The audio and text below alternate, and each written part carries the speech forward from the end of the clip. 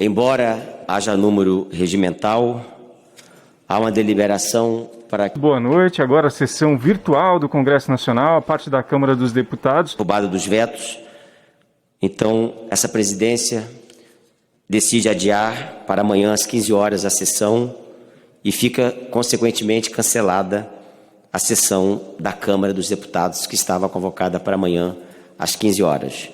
A sessão da Câmara dos Deputados será oportunamente informada aos senhores deputados e senhoras deputadas a pauta da próxima semana que o presidente Rodrigo Maia deliberará.